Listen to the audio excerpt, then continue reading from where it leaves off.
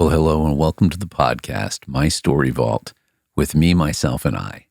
My name is Dr. Dennis Rebelo, and today I'm taking a little bit of a time out, a little bit of a moment to explain why we dedicated so much time and resource in finding people who had compelling narratives, maybe who didn't think they had great work-life stories even. They thought maybe that they were just interesting in their current job. But what we have discovered after doing almost 24 of these interviews this year is that the voices of this year matter. They matter to people in the Berkshires who didn't know these individuals the way they have come to know them through the podcasts.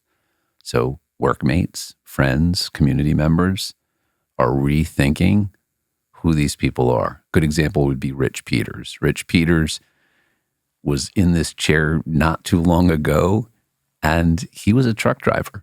He was told he had a third grade math level. Yeah, he wanted to study physics after putting over 650,000 miles on a truck, doing long haul work across these United States.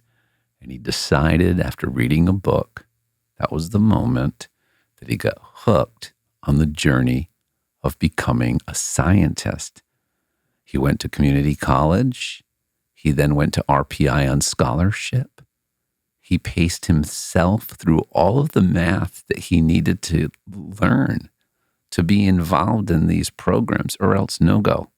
And he became the chief scientist, which is a job that was normally relegated to just PhDs, and he did not have one. He became the chief scientist at SABIC, formerly GE Plastics, right here in Pittsfield, Massachusetts. So when I think of the stories that we helped surface, I'm thrilled. But it's not just for the coworkers and the community members, and of course the person, right, who is normally seated right here. It's for their families. It's for the students, the teenagers, and the 20-somethings. Maybe for the disenchanted, the heavy-hearted teacher or counselor who says, I don't know what I'm going to do with these kids.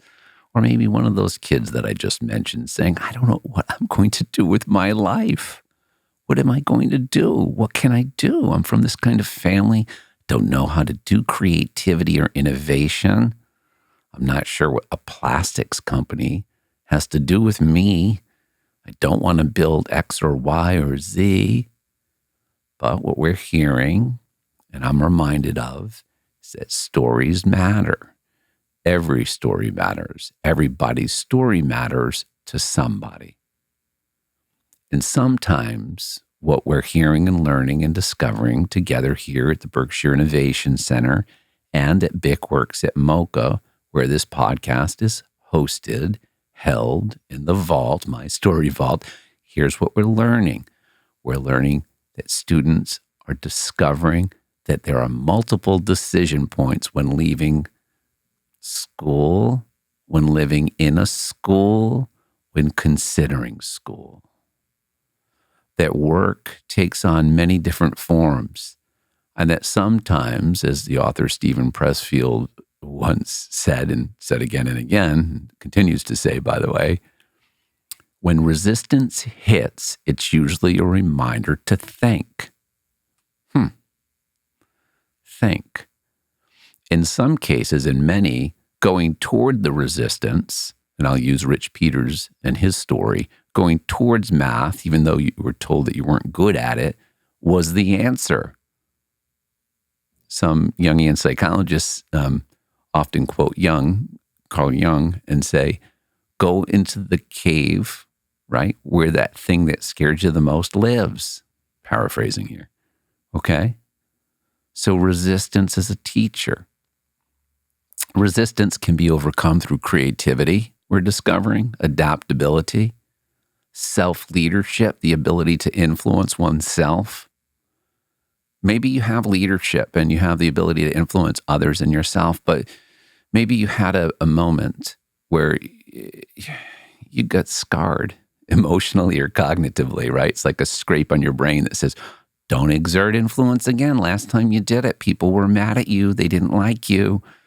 They questioned you, or maybe you got it wrong a little bit and you felt, oh my gosh, I put myself out there and I was risky.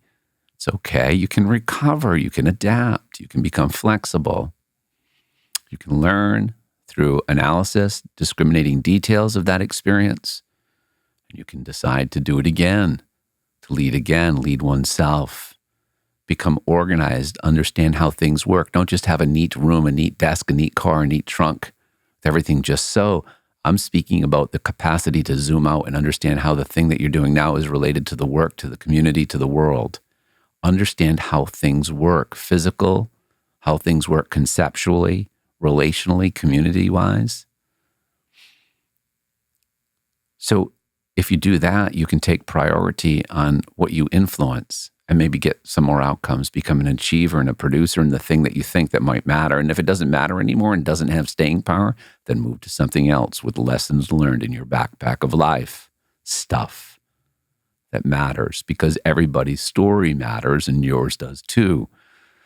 And our hope, expectation, and desire is to continue to surface these narratives from leaders and people who care deeply about the Berkshires, who maybe are here for just a bit of time or returning home to the Berkshires or have homed themselves here forever. Because in the great unpacking of things through reflection, individuals become conscious of once hidden decision points, once hidden, maybe never actually revealed insights as to why they did what they did or want to do what they're doing now. Guidance counselors, man, I love the work you do. It is hard work. Some statistics report that 412 students per guidance counselor is in the average range of students for a guidance counselor. It's a remarkable job you do. Scheduling, counseling, listening, but with the number of students, it becomes virtually impossible. Please use our content. Please use it. Share my story vault. It's all very easy listening, and you may be a catalyst to sharing stories that may shift someone's ability to endorse a new path. Okay? If you're in a career center in a college, if you're in New England, in the Berkshires, beyond, in the United States, we've had people overseas comment on these discoveries through our story sharing podcast. If you're in a college center, share our podcasts, share the stories with not a lot of intention other than I think you might like this. You don't need to do all the work. Let the story work itself out for the person, okay? Sometimes adults, we know a lot. So sometimes the way is to get out of the way. The way to teach, the way to allow someone to experience something, new knowledge, means you have to get out of the way. So as you share, if you could keep that in mind as you onboard a story or queue up something that you think might matter, because we can't read other people's minds. So I don't know if Jordan's going to think this matters or not. So I have to get out of the way if I'm going to be part of the way, potentially. As we move forward, we're always looking for recommendations as we have our story finders out there collecting possible stories to refer to me for the great unpacking in my story vault. We have a pretty remarkable list of upcoming narratives to unpack here. There is no rehearsal, by the way. There's no dress rehearsal. There's no notepads that people bring in, although they have tried to bring them in.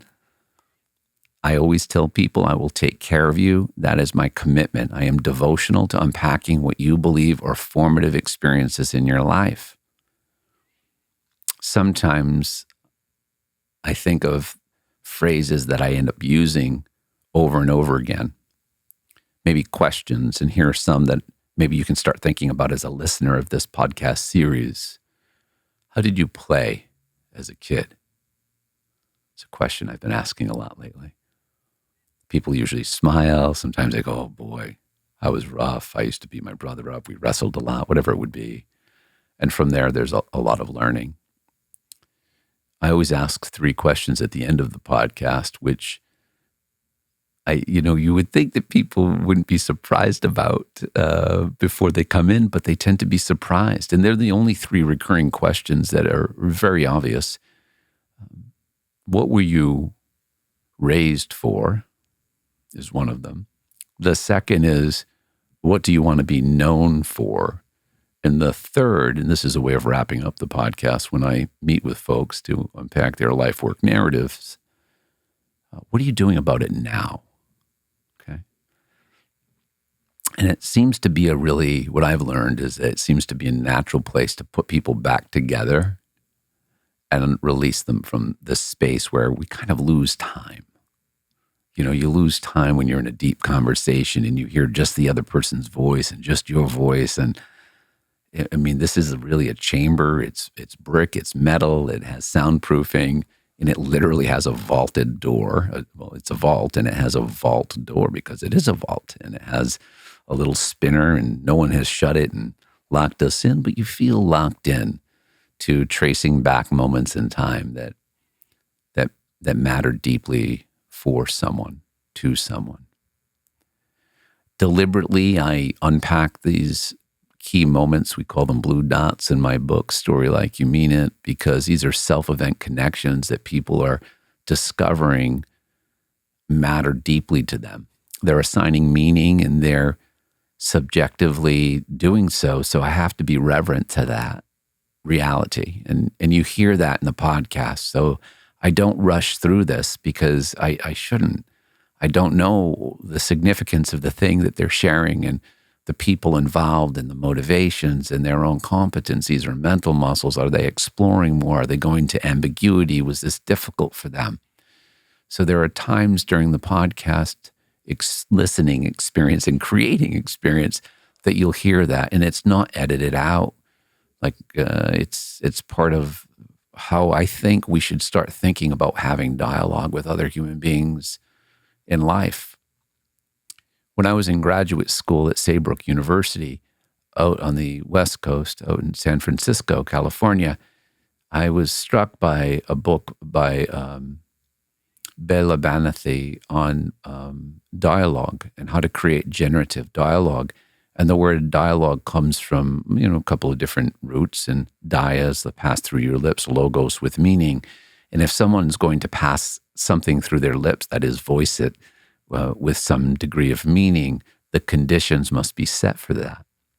So I would encourage you to maybe, in listening to some of this content, consider where maybe the guest or maybe me, or I'm setting a condition, they're setting a condition, or maybe the conditions were just set and we're just enjoying the ride, how we're suspending some judgment en route to understanding, or allowing ourselves to finish things that we're thinking about as someone else experiences a revelation or an idea or an insight or a moment, a self-event connection that matters, or maybe a bonus bit of information that just sort of pops into their brain. There are many techniques that are used in this podcast experience: micro extractors, story wrap interviews, elements of generating dialogue that I have used in my private practice to help leaders and companies engage more deeply in conversation. And that's not to say that it's, this hyper psychologized thing. It just means to really reclaim. It's the reclamation, as Sherry Turkle would say at MIT, the reclamation of conversation, the understanding of receptivity, or as Steve Horn would say, the really understanding the contextual intelligence and awareness that one must grant another to fully receive the content that they're sharing. So yes, this is a very technical podcast. And today I just wanted to share with you some of the elements that go on in my mind as I set the conditions with my team, with Jordan, with Ben, with Shannon, with PJ, with Nate, and how critical it is that we get it right, but not through retakes and not through edits, but by showing up with a mental model that is constantly evolving, but it is inviting off of the literature and material and research that I've been pioneering for a bit in practice. We bring that to the table so that the surfacing of the narrative appears maybe easy. And what we lastly, I think it's important to noticed is this, that folks who have had the experience of being in the vault, when I see them later, when I saw Jenny Wright, and she shared with me she introduced me to her mom. She said, everybody in Altoona has listened to your voice, Dr. D. That's what her mom said, right? And I was like, whoa, that's pretty good. And we were listening to this amazing, right? We were at Tourists and listening to an amazing concert outside this summer. And I'm mindful that these stories matter to each person who matters to each person. And that, right? And that's the viral effect of narrative. That when you help curate a positive narrative or a rendition or iteration of someone's life, that not only is it an important experience for someone as they internalize that coherent narrative, right? Why they exist in the world and how what they experience makes any sense at all. That they're able to go from past to now to future, possible, plausible, next chapter, season of work and life with a degree of vigor that is allows them to have more energy. And that as they reclaim that story over and over again, it's like a positive, virtuous effect, right? We've seen vicious snowball effects, but a virtuous snowball effect is one where the thing you're doing that you keep doing, it's like eating well, virtuous snowball effect, bad habits, probably not, right? So, but storytelling that allows for the internalization of a more positive and coherent version of your self-portrait is really something that can continuously provide you with that fuel for life. And moments will change, and you're a dot collector as a human being, right? You're going to constantly go around and have more experiences, or they'll happen to you even while you're not going around. Things just happen, right? And to the extent that you can tag and flag those as formative and reflect on them, you might find that the 4 ingredients of that lived experience, the power of place, people, mental muscles or competencies involved, people, place, motivations, mental muscles, all 4 ingredients. If you sit with them and if you seek them out and discover them a little bit, you might find that that might help you as you move forward in life. Now let's talk about decision points before we go. There are decision points that we all make. I'm 56 years old at this time right now. I almost stumbled over. The only thing I stumbled over today would be my age. I can't even believe it, like 56. I feel like I'm 36. And I think I feel that way because when I help individuals in a guiding way, as a professor, as guide style, I know that that's my calling and my vocation. And sometimes that work, can be amplified and you can sign another book deal and you can do more talks, but it's the reinforcing loop of doing the work over and over again, even with small audiences, even one-to-one, that can bring the root to the fruit, if you will, as my friend Tyrone Keys of the '85 Chicago Bears, who beat up our Patriots so badly. I'm surprised I'm still friends with him, by the way, but he's such a lovely human. So as you consider these stories, as you consider maybe even going back and listening to some that you just didn't get a chance to listen to, consider the conditions that we have set. Consider the power of story for those who are brave enough to come into the vault. Consider the positive viral effect it has as a wonderful contagion to help others consider where decision points in their life might be thought of a little bit differently, right? When I have more of a capacity to self-endorse my behavior and show some sort of competence and relate to others along the way. Because there is this phrase I use with decision points is that you own every decision up until the point you make it. And then the decision, it owns you. And that's okay. That's okay, because we're imperfect, evolving creatures. So let's evolve through the power of story. Shared storytelling can be a pathway to collaboration, better culture within a company, more sense of efficacy from a leader, easier assimilation as you invite people into companies, schools, etc., right? Imagine that someone's going to eventually ask you, tell me about yourself. So I appreciate all of you listening, sharing, using this content as part of your educational journeys for self or for school or for workplace learning. Use it as you wish. And remember, everyone's story matters. And if you don't learn to tell yours, someone will surely make it up for you. Dr. Dennis Rebelo, signing off from my Story Vault.